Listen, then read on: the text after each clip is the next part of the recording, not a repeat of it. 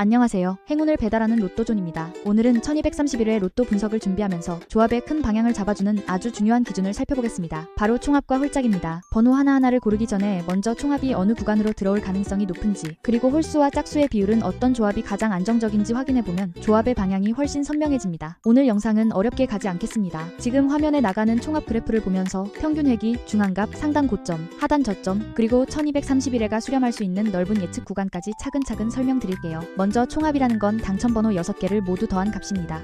예를 들어 6개의 당첨번호를 더했을 때 138이 나온다면 그 회차의 총합은 138이 되는 거죠. 로또존 총합 분석 기준으로 보면 전체 누적 평균 총합은 약 138 전후입니다. 중앙값도 138 근처에 형성되어 있습니다. 평균과 중앙값이 거의 비슷하다는 건 굉장히 중요한 신호입니다. 왜냐하면 로또 총합은 장기적으로 너무 높게만 가거나 너무 낮게만 가는 구조가 아니라 결국 가운데 구간으로 다시 돌아오려는 힘이 있다는 뜻이기 때문입니다. 이걸 쉽게 말하면 평균 회기라고 합니다. 어렵게 생각하지 않으셔도 됩니다. 높게 뛰면 언젠가는 내려오고 낮게 빠지면 다시 가운데로 올라오려는 흐름이 반복된다는 뜻입니다. 지금 화면의 총합 구간별 그래프를 보시면 더 확실합니다. 전체 누적 기준으로 가장 많이 나온 구간은 121에서 140 구간입니다. 약 25% 정도로 가장 높은 비중을 차지합니다. 그 다음으로 많이 나온 구간은 141에서 160 구간입니다. 약 21% 정도입니다. 이 두 구간을 합치면 전체의 거의 절반 가까운 회차가 121에서 160 사이에 들어왔다는 뜻입니다. 여기에 101에서 120 구간과 161에서 180 구간까지 넓혀서 보면 대부분의 회차가 결국 중간 구간을 중심으로 움직이고 있다는 걸 확인할 수 있습니다. 반대로 80 이하의 극저점 구간이나 200 이상 초고점 구간은 비중이 확실히 낮습니다.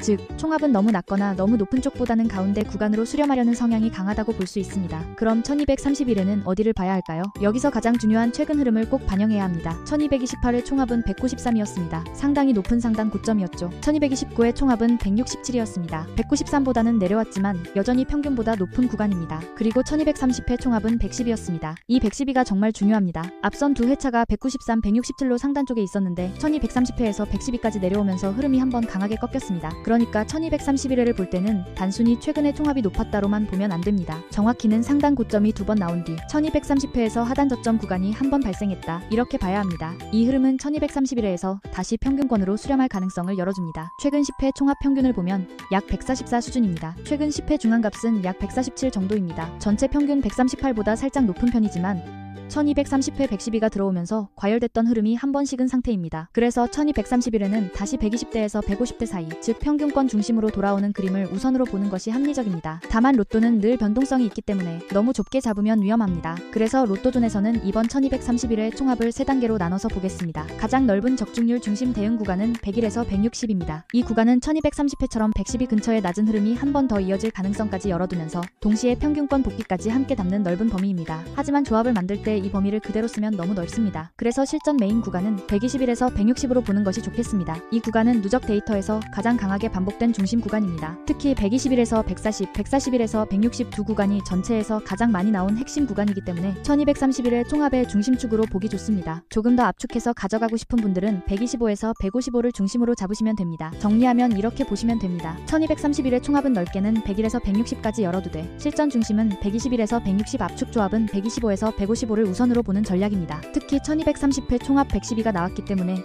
1231회에서 다시 100 초반으로 계속 눌릴 가능성도 완전히 닫으면 안 됩니다. 하지만 데이터상으로 가장 자연스러운 그림은 112에서 다시 평균권으로 올라오는 흐름입니다. 그래서 이번 회차는 하단 저점 연속보다는 평균권 재수렴에 조금 더 무게를 두겠습니다. 자, 이제 총합 다음으로 꼭 봐야 하는 게 홀짝입니다. 지금 화면에 나가는 홀짝 통계 그래프를 봐주세요. 역대 누적 기준으로 가장 많이 나온 홀짝 조합은 3대3입니다. 홀수 3개, 짝수 3개 조합이 약 33%로 가장 높은 비중을 차지합니다. 그 다음은 4대2입니다. 홀수 4개, 짝수 2개 조합이 약 27% 정도입니다. 그 다음은 2대4입니다. 홀수 2개, 짝수 개 조합이 약 22% 정도입니다. 이 세 가지 조합만 합쳐도 전체의 80% 이상을 차지합니다. 그래서 로또 조합을 만들 때는 홀짝 3대3, 4대2, 2대4 이 세 가지를 반드시 중심에 두셔야 합니다. 오늘 내용을 최종 정리해드리겠습니다. 1231회 총합은 1230회 총합 112를 반드시 반영해야 합니다. 1228회 193, 1229회 167로 높은 상단 흐름이 이어진 뒤 1230회에서 110이라는 하단 저점이 나왔습니다. 그래서 1231회는 다시 평균 138 근처로 수렴하려는 흐름을 우선으로 보겠습니다. 넓은 적중률 중심 대응 구간은 101에서 160입니다.